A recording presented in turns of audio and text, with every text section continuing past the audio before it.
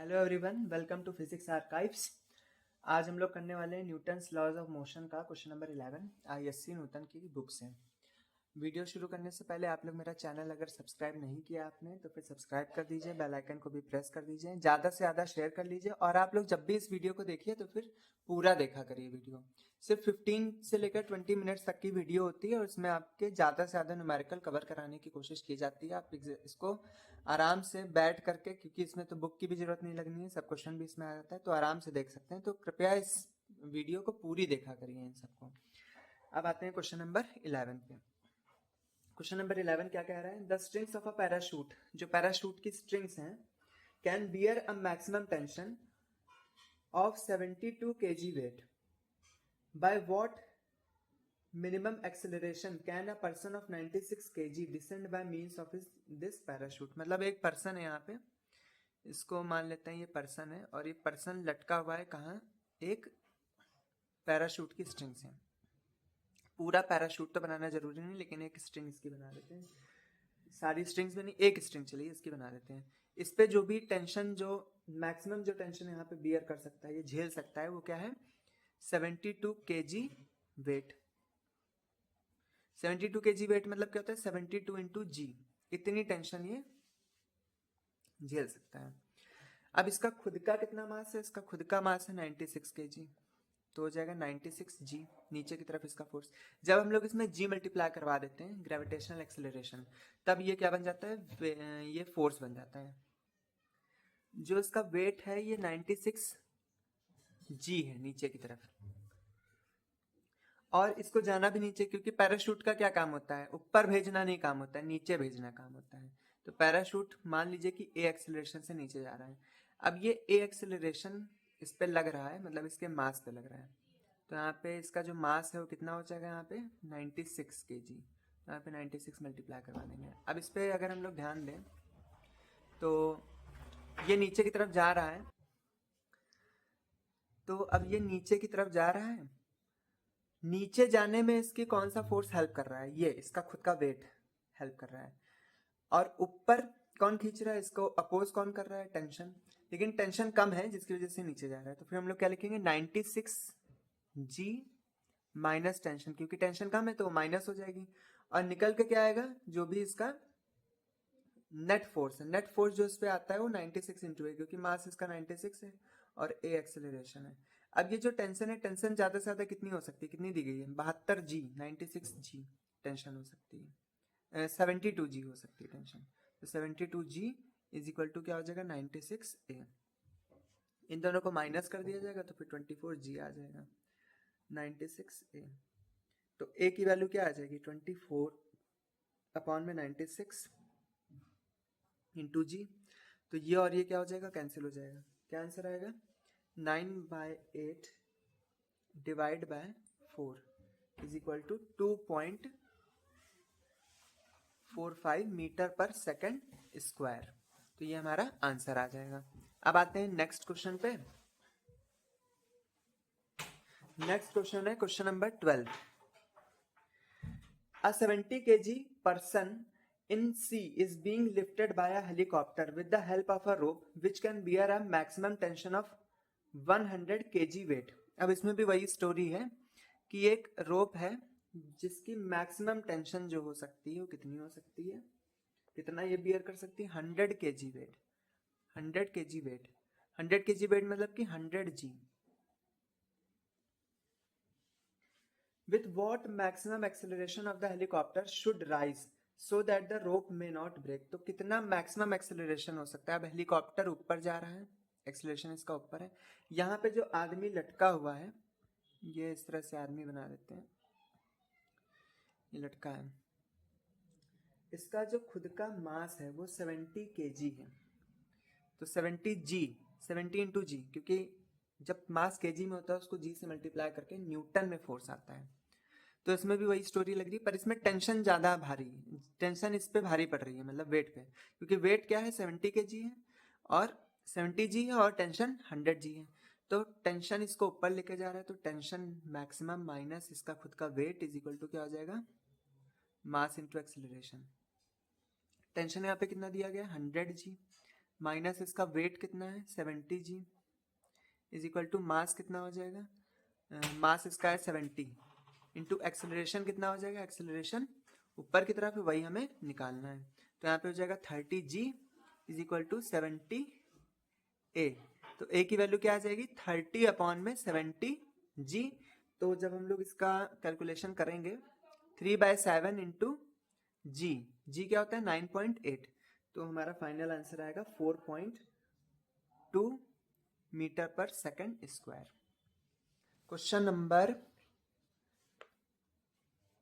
13 पे, question number 13 क्या कह रहा है, a lift of mass 400 kg is hung by a wire, calculate the tension in the wire when the lift is at rest, and B lift is moving upward with a constant velocity of 1 meter per second, C moving upward with an acceleration। तो इसमें 4 cases अलग अलग दिए गए हैं। तो इसमें 13 का ए पहले देखते हैं क्या है।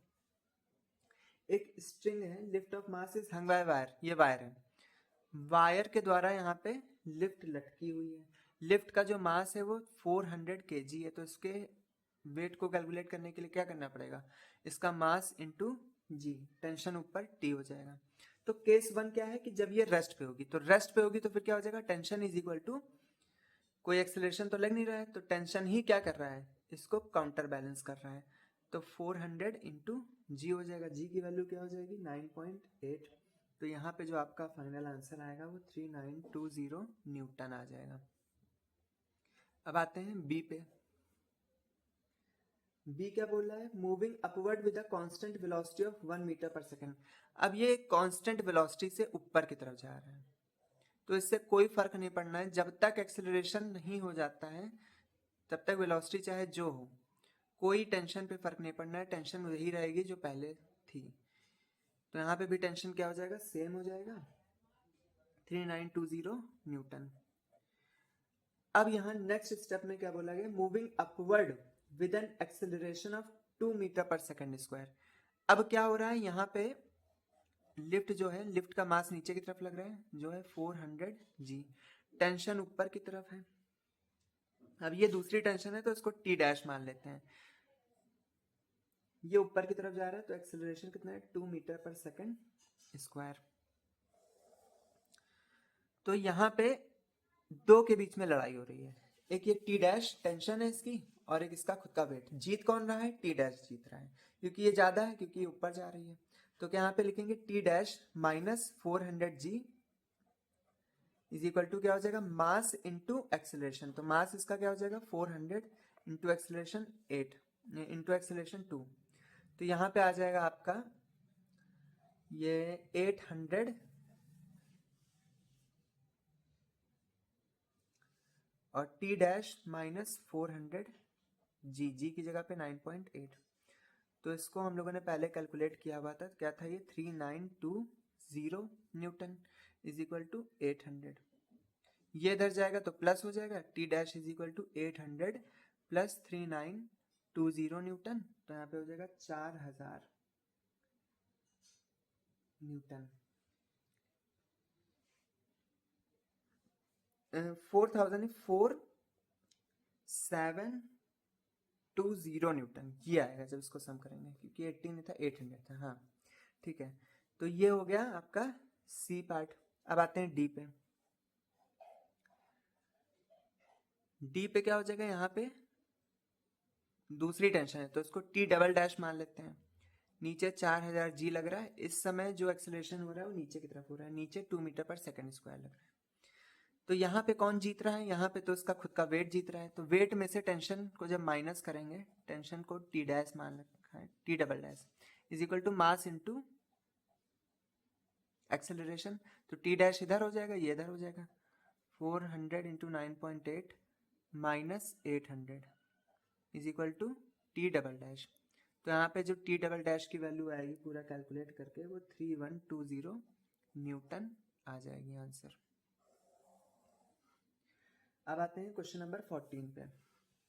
क्वेश्चन नंबर 14 ये कह रहा है, a body of mass 10 kg is hung bye spring balance in a lift. एक लिफ्ट के अंदर ये मास रखा हुआ है, मास का जो ये है मैग्नीट्यूड 10 kg है, 10 kg मास है, यहाँ पे रखा हुआ है, नहीं हंग है ये, मतलब एक स्प्रिंग बैलेंस से लटका हुआ है यहाँ पे mass. What will be the reading of the balance when first part इसका, ये 10 kg का है, 10 kg। The lift is ascending with an acceleration of 2 metre per second square. जब लिफ्ट ऊपर जा रही होगी 2 मीटर पर सेकेंड स्क्वायर से, ये लिफ्ट ऊपर जा रही है 2 मीटर पर सेकेंड स्क्वायर से, तब इसकी रीडिंग क्या होगी? रीडिंग मतलब स्प्रिंग बैलेंस क्या होगा? स्प्रिंग बैलेंस की रीडिंग क्या होगी? ये तो हम लोग स्प्रिंग बैलेंस की जो रीडिंग है उसको हम लोग क्या मान लेते हैं? आर मान लेते हैं, ऐसे करके ये ऊपर की तरफ जाएगा, और इसका जो खुद का वेट है हमेशा नीचे की तरफ लगेगा, तो फिर 10 g हो जाएगा। अब ये जो लिफ्ट है ये ऊपर की तरफ जा रही होगी, ठीक है, लेकिन जो लिफ्ट के अंदर होगा उसको ऐसा लगेगा कि लिफ्ट हमारे रिस्पेक्ट में, तो क्योंकि लिफ्ट तो स्टेशनरी है, लिफ्ट के रिस्पेक्ट में वो जो पर्सन है वो स्टेशनरी, क्योंकि साथ में जा रहा है, तो उसको ऐसा यहाँ पे प्रतीत होगा, एक स्यूडो फोर्स की तरह लगेगा उसको कि 2 मीटर पर सेकेंड स्क्वायर से भले ये ऊपर जा रही है इतने एक्सेलरेशन से, लेकिन यहाँ पे वो जो एक्सेलरेशन होगा नीचे की डायरेक्शन में होगा, मतलब 2 मीटर पर सेकेंड स्क्वायर नीचे की डायरेक्शन में लगेगा। इसको ऐसे बना देते हैं डायग्राम, यहाँ पे लिफ्ट है, लिफ्ट वो है स्प्रिंग बैलेंस, ये नीचे 10 g है, एक्सेलरेशन लिफ्ट के अंदर नीचे ही लगेगा, अगर भले ही यहाँ बाहर ऊपर की तरफ लिफ्ट जा रही हो, लेकिन जब अंदर के रिस्पेक्ट में देखा जाएगा तो ये जो एक्सेलरेशन है वो नीचे की तरफ लगेगा, और ये जो फोर्स है ये ऊपर की तरफ आ रहा है। इसी आर की वैल्यू में कैलकुलेट करनी है। तो इसमें हम लोग ध्यान से अगर देखें तो ये बॉडी क्या है? रुकी हुई है। अगर लिफ्ट के रिस्पेक्ट में देखें तो आर की वैल्यू क्या हो जाएगी? जो ये फोर्स लग रहा है 2 metre per second square into इसका मास, और साथ में ये जो लग रहा है 10 g, इन दोनों का सम हो जाएगा। तो R इज इक्वल टू क्या हो जाएगा? 2 इंटू जो भी इसका मास है 10 प्लस 10 g, क्योंकि इसका खुद का वेट भी नीचे लग रहा है, और ये जो एक्स्ट्रा फोर्स है क्योंकि लिफ्ट ऊपर जा रही है तो ऐसा प्रतीत होगा कि कोई फोर्स नीचे लग रहा है, ठीक है, जो इसको इस सिस्टम को रोके हुए है। कोई भी अगर यहाँ पे खड़ा होगा ऑब्जर्वर तो उसको ऐसा लगेगा कि कोई इस लिफ्ट को नीचे की तरफ रोके हुए, क्योंकि इसकी लिफ्ट तो ऊपर की तरफ जा रही है। तो इस वजह से यहाँ पे क्या हो जाएगा? मास इंटू एक्सेलरेशन, और दूसरा इसका खुद का वेट 10 g, तो यहाँ पे हो जाएगा 20 प्लस 10 इंटू 9.8, या फिर इसमें क्या रखना है, इसमें g की वैल्यू को 10 ही रखते हैं क्योंकि इसमें दिया गया है 10 मीटर पर सेकंड स्क्वायर रखना है, तो ये 100 हो जाएगा। तो यहाँ पे हो जाएगा 120 न्यूटन। 120 न्यूटन को हम लोग क्या लिख सकते हैं? 12 kg वेट भी लिख सकते हैं। फिर सेकंड जो इसमें पार्ट बोला गया है ये है कि ये अगर सेम लिफ्ट सेम एक्सेलरेशन से नीचे की तरफ उतर रही हो, नीचे नीचे जा रही हो, लिफ्ट नीचे की तरफ जा रही है और नीचे भी उतना ही एक्सेलरेशन लग रहा है, तो ठीक इसका उल्टा हो जाएगा। तो फिर क्या हो जाएगा? यहाँ पे ये बॉडी का जो वेट है वो तो नीचे की तरफ लगेगा, लेकिन एक्सेलरेशन जो स्यूडो एक्सेलरेशन है वो ऊपर की तरफ लगने लगेगा 2 मीटर पर सेकेंड स्क्वायर का, और आर उतना ही रहे, इसको आर डैश मान लेते हैं। तो यहाँ पे जो 10 g है वो किसके बराबर है? इस फोर्स का और इस फोर्स के बराबर है, क्योंकि ये दोनों फोर्सेस की अलग डायरेक्शन है और इसकी अलग डायरेक्शन है। तो 10 g इज इक्वल टू क्या हो जाएगा? R dash plus mass into acceleration, mass ये है, एक्सेलेरेशन ये है, तो यहाँ पे कितना हो जाएगा? 100, क्योंकि g की वैल्यू हमें 10 लेनी थी। यहाँ पे हो जाएगा 20, तो उसको उधर ट्रांसफर कर दिया जाएगा, तो यहाँ पे हो जाएगा 80 न्यूटन, और इसको क्या लिख सकते हैं? 8 kg वेट भी लिख सकते हैं। नेक्स्ट पार्ट बोला गया है descending with a constant velocity of 2 metre per second. अगर कांस्टेंट वेलोसिटी मतलब एक्सेलरेशन तो जीरो है, इसमें वेलोसिटी से हमें क्या लेने देना? एक्सेलरेशन जीरो है, ठीक है। तो क्या हो जाएगा? सिंपल जो भी इसकी यहाँ पे रीडिंग है आर डबल डैश इसको मान लेते हैं, वो किसके बराबर आ जाएगी? इसके खुद के वेट के बराबर आ जाएगी। अगर यहाँ पे एक्सेलरेशन जीरो है, भले ही ये किसी वेलोसिटी से नीचे जा रहा है लेकिन इसका एक्सेलरेशन तो जीरो है, तो यहाँ पे 10 g हो जाएगा। तो R double dash is equal to क्या हो जाएगा? 10 g और 10 kg वेट। ये हो गया। अब आते हैं नेक्स्ट क्वेश्चन नंबर 15 पे। क्वेश्चन नंबर 15 पे आते हैं। तो क्वेश्चन नंबर 15 कह रहा है a lift is going upwards with an acceleration of 4.9 metre per second square. एक लिफ्ट है यहाँ पे, ये 4.9 मीटर पर सेकंड स्क्वायर के एक्सेलरेशन से ऊपर जा रही है। What will be the apparent weight of a 60 kg man in the lift. अब ये एक मैन यहाँ पे है, मैन का जो वेट है वो नीचे की तरफ लगेगा 60 इंटू जी। तो इसका अपरेंट वेट क्या होगा, और जो नॉर्मल रिएक्शन है ये ऊपर की तरफ लगेगा, ये हो जाएगा what when the lift rises up with a uniform velocity of 4.9 meter per second। तो सबसे पहले हम लोग देखते हैं if the rope of the lift is broken then। सबसे पहले तो यही है कि what will be the apparent weight of 60 kg man in the lift। अगर ये ऊपर की तरफ जा रही है, तो अगर ये ऊपर की तरफ जा रही है लिफ्ट, तो एक्सेलरेशन कैसे लगेगा, नीचे की तरफ लगेगा। अभी इससे पहले वाले क्वेश्चन में आपको बताया था, तो 4.9 मीटर पर सेकंड स्क्वायर का जो एक्सेलरेशन है वो नीचे की तरफ लगेगा।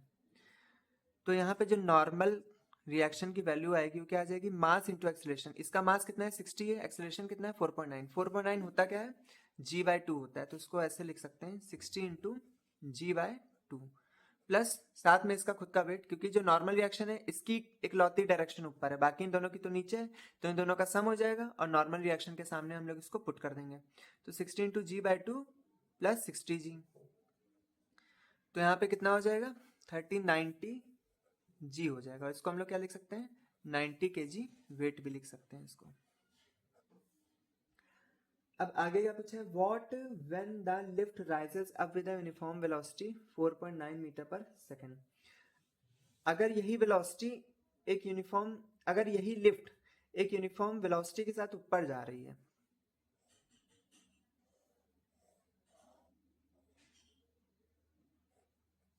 इस समय वेलोसिटी जो है वो तो 4.9 मीटर पर सेकंड है, मगर एक्सेलरेशन क्या है 0 है। तो यहाँ पे जो आदमी खड़ा हुआ है उसका नॉर्मल रिएक्शन इस तरफ लग रहा है, एन डैश नीचे की तरफ क्या लगेगा, इसका खुद का वेट, कोई एक्सेलरेशन तो लग नहीं रहा है, तो एन डैश की वैल्यू क्या हो जाएगी 60g इज इक्वल टू क्या हो जाएगा 60 kg वेट। अब आगे क्या बोला गया, if the lift rope of the lift is broken. अगर इसकी जो रोप होती है लिफ्ट की ये तोड़ दी जाए तब क्या होगा, तब इसका वेट क्या आएगा। तो अगर हम लोग इसकी ये जो है रोप को तोड़ देते हैं, तो यहाँ पे ये लिफ्ट अलग भागेगी, इसका एक्सेलरेशन अलग होगा, इसका अलग हो जाएगा। ठीक है, अगर ये गिर जाती है तो ब्रेक करने के बाद ये गिरी जाएगी, तो इसका वेट क्या हो जाएगा यहाँ पे 0 हो जाएगा। तो ये फर्स्ट पार्ट में ये हो जाएगा, सेकंड पार्ट ये इसका, और थर्ड पार्ट में ये 0 हो जाएगी, क्योंकि फिर n की वैल्यू 0 हो जाती तो ये भी 0 हो जाएगा, बिकॉज n इज 0। ये दोनों टच में रहेंगे नहीं तो फिर n इज इक्वल टू 0 हो जाएगा। नेक्स्ट है क्वेश्चन नंबर 16। इसमें अलग टाइप के कॉन्सेप्ट लग रहे हैं। इसमें जो लग रहा है आपका machine gun based on impulse and law of conservation of momentum. Law of conservation of momentum में ये लग रहा है। तो इसमें आपको एक लौता जो यहाँ पे इक्वेशन एक लगानी है हर एक क्वेश्चन में इस टाइप के, वो ये है कि जो भी फोर्स होगा मल्टीप्लाई बाय टाइम इंटरवल, जितने इंटरवल के लिए ये फोर्स लगा है, is equal to change in momentum delta P. Delta P कैसे आ सकता है, डेल्टा पी, तो डेल्टा पी की जगह क्या लिख सकते हैं, मास इनटू डेल्टा वी। तो अब इसी फॉर्मूले का हमें यूज करना होता है, इस कॉन्सेप्ट का, इसको अपने ब्रेन में रखिएगा। तो क्वेश्चन नंबर 16 पे आते हैं। एक मशीन गन है of mass 5 kg, fires 30 bullets. 30 bullet fire करती है, each of mass 50 gram per minute at a speed of 400 metre per second. What force must be exerted to keep the machine gun in position? तो उसमें force पूछा गया, तो force को हम लोग क्या मानेंगे एफ। टाइम कितना है 1 मिनट पर मिनट है, तो पर मिनट मतलब 60 सेकंड। सेकंड में हमें इसलिए चेंज करना पड़ेगा क्योंकि ये क्या है एसआई यूनिट का हमें यूज करना है। मास कितना हो जाएगा, मास हो जाएगा यहाँ पे 5 kg। नहीं, यहाँ पे जो मास हम लोग रखेंगे वो रखेंगे आपका 50 ग्राम, क्योंकि यहाँ दो चीजें पॉसिबल है। यहाँ पे जो चेंज इन मोमेंटम रखा जाएगा वो या तो बुलेट का रखा जाए या तो गन का रखा जाए। तो गन का तो हम लोग नहीं निकाल सकते, इसलिए बुलेट का रखेंगे, इसलिए यहाँ पे हमें बुलेट का मास भी रखना पड़ेगा। तो बुलेट का मास कितना हो जाएगा 50 ग्राम। 50 डिवाइड बाय 1000 केजी में हो जाएगा ये, इंटू वेलोसिटी। वेलोसिटी का चेंज रखना पड़ता है, चेंज इसलिए क्योंकि ये पहले जो बुलेट थी ये रेस्ट पे थी, अब क्या हो गई, अब इसने 400 मीटर पर सेकंड की स्पीड पकड़ ली है, बड़ी आदमी हो गई है, तो फिर यहाँ पे 400 मीटर पर सेकंड रखेंगे। कितनी बुलेट है, क्योंकि सबका हमें 30 बुलेट्स हैं, 1 मिनट में अगर 30 बुलेट्स करनी है तो टाइम उतना ही रखा जाएगा। जैसे यहाँ पे 1 मिनट में 30 बुलेट्स हैं, पर मिनट इसमें लिखा है कि 30 बुलेट्स चलाई जा रही हैं, तो यहाँ पे पर मिनट टाइम भी रखना पड़ेगा और यहाँ पे 30 से मल्टीप्लाई भी कराना पड़ेगा। तो इतना मोमेंटम इसका चेंज हुआ। तो अब यहाँ पे हमें फोर्स निकालना है, तो फोर्स की वैल्यू क्या आ जाएगी, ये और ये कैंसिल, ये और ये कैंसिल, ये और ये कैंसिल यहाँ पे, तो F into 2 is equal to 5 into 4, तो यहाँ पे F की वैल्यू आ जाएगी 10 न्यूटन। नेक्स्ट है क्वेश्चन नंबर 17। क्वेश्चन नंबर 17 में क्या बोला गया, a proton on striking a neutron forms a deuteron. एक न्यूट्रॉन, अच्छा आगे थोड़ा सा पढ़ते हैं। What would be the velocity of the deuteron if it is formed by a proton moving left with a velocity of 7 into 10 की power 6 metre per second. मतलब proton जो है वो लेफ्ट की तरफ जा रहा था 7 इंटू 10 की पावर -10 की पावर 6 मीटर पर सेकंड की रफ्तार से, और जो न्यूट्रॉन है वो राइट की तरफ जा रहा था 4 इंटू 10 की पावर 6 की रफ्तार से। तो इन दोनों को मिला करके एक ड्यूट्रॉन बन रहा है। तो ड्यूट्रॉन जब बनेगा तो इन दोनों के कंबाइंड मास से बनेगा। अभी इनका मास कितना है, लगभग चलो m ही है, दोनों बराबर ही होता है लगभग, यहाँ पे दिया भी गया है। तो मास और यहाँ पे भी क्या हो जाएगा मास, तो हम लोग इसमें क्या लगाएंगे, conservation of momentum, conservation of momentum, of momentum. Initial momentum इसका क्या हो जाएगा, इनिशियल मोमेंटम कैसे निकालेंगे, इस प्रोटॉन के मोमेंटम को अगर ध्यान से देखें तो ये लेफ्ट साइड जा रहा है और ये राइट साइड जा रहा है, दोनों का मास लगभग लगभग सेम ही है। तो ऐसा करते हैं कि जो राइट साइड जा रहा है उसको हम लोग नेगेटिव ले लेते हैं और जो लेफ्ट साइड जा रहा है उसके मोमेंटम को पॉजिटिव ले लेते हैं। तो यहाँ पे क्या हो जाएगा, जो इनिशियल मोमेंटम है पी आई वो किसके बराबर हो जाएगा, मास इंटू इसकी वेलोसिटी, मास इंटू वेलोसिटी क्या हो जाएगा 7 इंटू 10 की पावर 6। ये इसको मान लेते हैं लेफ्ट की तरफ जा रहा है तो पॉजिटिव, और इसको मान लेते हैं नेगेटिव, क्योंकि इन दोनों की डायरेक्शन अलग है तो हमें अलग अलग सिंबल भी लगाने पड़ेंगे। तो यहाँ पे क्या हो जाएगा, मास इंटू 7 माइनस 4 3 इंटू 10 की power 6 kg metre per second, kg metre per second. ये P इनिशियल है, P फाइनल क्या हो जाएगा, P फाइनल, P फाइनल क्या होगा, इनका कंबाइंड मास, कंबाइंड मास क्या हो जाएगा 2m, क्योंकि जब ये दोनों जुड़ जाएंगे तो एक ड्यूटेरियम बना देंगे जिसका कंबाइंड मास क्या हो जाएगा 2 इंटू एम, और इसकी वेलोसिटी हम लोगों को पता नहीं है, इसकी वेलोसिटी को v मान लेंगे। तो जो हमारा P इनिशियल आया था वो कितना आया था, मास इंटू 7 माइनस 4 3 इंटू 10 की power 6 metre per second. P final कितना हम लोगों ने लिया था 2m, क्योंकि जब वो मिलके ड्यूटेरियम बनेंगे एक साथ, पहली बात तो मिल गए और उनकी फिर कंबाइंड वेलोसिटी जो होगी वो v होगी। तो कंजर्वेशन ऑफ मोमेंटम क्या कहता है कि P initial is equal to P final, ये लिखना है। तो मास इंटू 3 इंटू 10 की power 6 is equal to P final क्या हो जाएगा 2m इंटू v। तो मास से मास क्या हो जाएगा, कैंसिल हो जाएगा। वेलोसिटी की वैल्यू क्या आ जाएगी 3 इंटू 10 की पावर 6 अपॉन में 2 इज इक्वल टू 1.5 इंटू 10 की पावर 6। अब उस वो जो मोमेंटम था वो लेफ्ट की तरफ जा रहा है, मतलब उसकी जो डायरेक्शन थी वो लेफ्ट की तरफ थी, जो 7 वाला जो था, जो पीछे डायग्राम बना हुआ था यहाँ पे और यहाँ पे, ये न्यूट्रॉन बनाया था, ये प्रोटॉन बनाया था। प्रोटॉन लेफ्ट की तरफ जाया था, ये राइट की तरफ जाया था। इसकी वेलोसिटी कम थी, इसकी वेलोसिटी ज़्यादा थी, तो ये इस तरफ गया था। तो जो इसका फाइनल जो वेलोसिटी आएगी उसकी भी डायरेक्शन क्या होगी, लेफ्ट की तरफ ही होगी, तो यहाँ पे लेफ्ट लिख दिया जाएगा। फिर अब आते हैं नेक्स्ट क्वेश्चन पे। क्वेश्चन नंबर क्या है, 18 है। 18 क्या बोला है कि 10 kg 10 gram moving body is acted upon by force 10 Newton for 3 micro second. अब इसमें टाइम भी आ गया है। टाइम जो यहाँ पे दिया गया डेल्टा टी इसको मान लेते हैं, क्योंकि ये टाइम इंटरवल है कि इतने टाइम तक का इसने एक्ट किया। तो 3 इंटू 10 की पावर माइनस का 6 सेकेंड। मास क्या हो जाएगा, 10 ग्राम, तो 10 ग्राम को क्या लिख सकते हैं, 0.01 kg। तो इम्पल्स को कंप्यूट करना है। इम्पल्स क्या होता है, चेंज इन मोमेंटम। तो चेंज इन मोमेंटम का आपको फॉर्मूला पता ही होगा, F इंटू डेल्टा टी, अभी पीछे भी बताया है। फोर्स क्या हो जाएगा, फोर्स कुछ पता है इसके बारे में। फोर्स यहाँ पे 10 न्यूटन दिया गया है। कितने टाइम तक लगा, 3 इंटू 10 की पावर माइनस का 6 सेकंड तक लगा।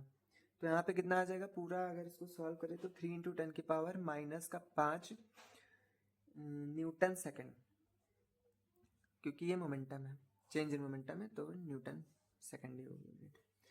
अब आते हैं नेक्स्ट, चेंज इन वेलोसिटी निकालना है। चेंज इन वेलोसिटी, वेलोसिटी में इसके कितने चेंज आएगा। तो इसके लिए हमें क्या करना पड़ेगा, जो भी ये डेल्टा पी होता है m इंटू डेल्टा वी के इक्वल रख देंगे। डेल्टा पी जो आया है change in impulse, impulse not change in impulse, impulse बोलते हैं इसको। तो 3 इंटू 10 की पावर माइनस का 5, मास कितना हो जाएगा 0.01 into change in velocity, delta we मान लेंगे। तो डेल्टा वी की वैल्यू क्या आ जाएगी, इधर ट्रांसफर हो जाएगा। ये माइनस में है, ये यहाँ जब इसको डेसिमल हटाएंगे तो फिर ये पावर क्या हो जाएगी, माइनस का 2। अब जब यही माइनस का 2 उधर जाएगा तो क्या हो जाएगा, नीचे जाएगा तो माइनस में रहेगा, फिर ऊपर आएगा तो बेस सेम, पावर क्या हो जाती है, ऐड हो जाती हैं, पर डिवीजन में सब्ट्रैक्ट हो जाती हैं। तो 10 की पावर -5 माइनस -2, तो यहाँ पे आ जाएगा 3 इंटू 10 की पावर -5 प्लस 2, 3 इंटू 10 की पावर 3 मीटर पर सेकेंड। ये आपका चेंज इन वेलोसिटी है। नेक्स्ट आते हैं क्वेश्चन नंबर 19 पे। A hammer weighing इतना moving at a speed of 10 meter per second striking on a wall wooden block, the duration of the impact, duration मतलब delta T, इतनी देर तक वो force act किया है। Find the average impact force, average impact force निकालना है। The distance of penetration of the nail into the block, और कितने डिस्टेंस तक वो पेनिट्रेट की है नेल, ये बताना है।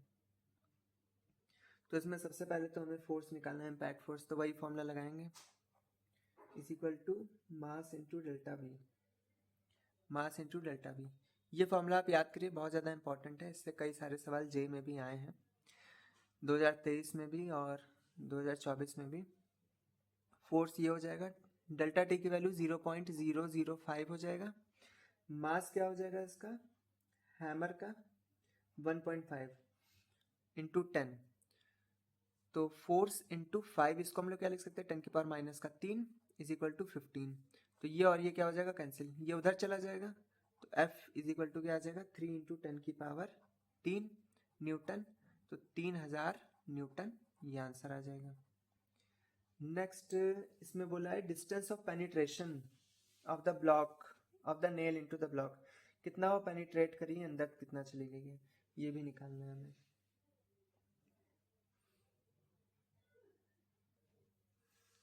तो इसमें हम लोग क्या करेंगे कि कितना वो पेनिट्रेट करिए। अब इसमें नेल का तो मास यहाँ पे दिया नहीं गया है, तो इसका मतलब कि नेल के एक्सेलरेशन से इसमें नहीं करना है।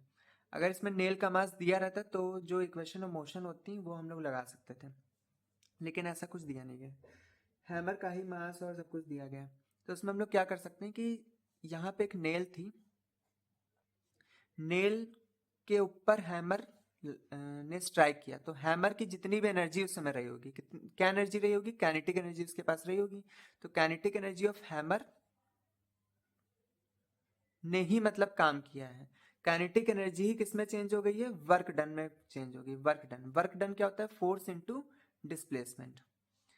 तो काइनेटिक एनर्जी ऑफ हैमर क्या हो जाएगा, half M V square. Strike करते समय इसकी वेलोसिटी कितनी थी, 10, तो 10 का square is equal to F की वैल्यू हो जाएगी 3000 इंटू एस, हमें नहीं पता है। तो इसको थोड़ा सा अगर हम लोग सॉल्व करें तो ये 100 हो जाएगा, divide by 2 is equal to 3000 into S. तो डबल जीरो से डबल जीरो कैंसिल, ये और ये कैंसिल, यहाँ पे आ गया 2 और फिर ये नीचे आ जाएगा। यहाँ पे आ जाएगा 1/40, अगर इसको नीचे ट्रांसफर कर देंगे। ये जो डेटा है मीटर में आएगा। इसको हम लोग क्या लिख सकते हैं, 0.25 इंटू 10⁻⁻1, तो ये हो जाएगा 0.025 मीटर। इसको हम लोग क्या लिख सकते हैं, 2.5 सेंटीमीटर। अगर इसको 100 से मल्टीप्लाई करवाएं तो 100 से मल्टीप्लाई अगर करा दें तो ये हमारी डिस्प्लेसमेंट आ जाएगी। नेक्स्ट है क्वेश्चन नंबर 20, और इस इस मतलब वीडियो का लास्ट क्वेश्चन है। अगले क्वेश्चंस अगले वीडियो में मिलेंगे। A ball moving with the momentum of 15 kg metre per second, मतलब इसका मोमेंटम पहले इतना था। स्ट्राइक अगेंस्ट अ वॉल, एक वॉल से टकराती है against a wall at 60 degree angle, 60 degree angle and reflected at the same angle with the initial speed. Find the impulse. तो इम्पल्स निकालना है। इम्पल्स क्या होता है, चेंज इन मोमेंटम। चलिए इस क्वेश्चन के सॉल्यूशन करने से पहले आपने अगर मेरा चैनल सब्सक्राइब नहीं किया है तो प्लीज़ सब्सक्राइब कर लीजिए। वीडियो को पूरा देखा करिए, शेयर किया करिए और ज़्यादा से ज़्यादा इसको बढ़ाने की कोशिश करिए। आप ही का चैनल है, ठीक है, आप ही की हेल्प हो रही है इससे। और जिस भी टॉपिक पे आपको वीडियो बनवाना हो प्लीज़ कमेंट कर दीजिएगा, उस कमेंट पे फिर विचार किया जाएगा क्या वीडियो बनानी है। तो इसमें बॉल ने पहले मूव कर रही थी इतने मोमेंटम के साथ, मतलब कि इसका चलिए मोमेंटम जो था ये मान लेते हैं p था पहले। फिर strikes against a wall eight angle 60 degree, मतलब ये वॉल से 60 डिग्री एंगल पे स्ट्राइक करती है और फिर रिफ्लेक्ट कर जाती है same angle with its initial speed, मतलब स्पीड सेम रहती है। मास तो वैसे भी चेंज होने वाला नहीं है, तो मोमेंटम का जो मैग्नीट्यूड है वो तो नहीं चेंज हो रहा है, पर डायरेक्शन चेंज हो रही है, जिसकी वजह से मोमेंटम, क्योंकि एक वेक्टर क्वांटिटी है तो ओवरऑल तो इसमें चेंज आएगा ही। अब कैसे इसमें चेंज निकालेंगे, जब भी इस टाइप का आपके पास क्वेश्चन दिखे तो आपको क्या करना है, इसके बीच वाला जितना भी एंगल है इसको कैलकुलेट करना है। ये 60 हो गया, ये भी 60 हो गया, तो बचेगा कितना यहाँ पे 60, तो ये भी 60 हो जाएगा। फिर आपको यहाँ पे एक फॉर्मूला लगाना है, चेंज इन मोमेंटम या फिर इम्पल्स। किसी भी चीज में अगर चेंज निकालना है, अगर उसका मैग्नीट्यूड नहीं चेंज हो रहा है, सिर्फ डायरेक्शन चेंज हो रही है, तो आपको ये फॉर्मूला लगाना है 2 इंटू पी। जो भी क्वांटिटी जैसे चेंज हो रही है उसकी डायरेक्शन मतलब चेंज हो रही है, पी की यहाँ पे डायरेक्शन चेंज हो रही है, तो 2p sine theta by 2। Theta क्या होता है, उन दोनों के बीच का एंगल होता है। तो 2 इंटू पी की वैल्यू कितनी दे रखी है, 15 kg metre per second into sine theta की जगह पे क्या लिखना है 60, 60 डिवाइड बाय 2 लिखना है। तो यहाँ पे क्या हो जाएगा 2 इंटू 15 इंटू साइन 60/2 मतलब साइन 30। साइन 30 की वैल्यू क्या होती है, साइन 30 डिग्री की 1/2 होती है। 15 इंटू 2, तो ये और ये क्या हो जाएगा कैंसिल, तो यहाँ पे क्या आ जाएगा 15 kg मीटर पर सेकेंड। ये आपका आंसर आ जाएगा।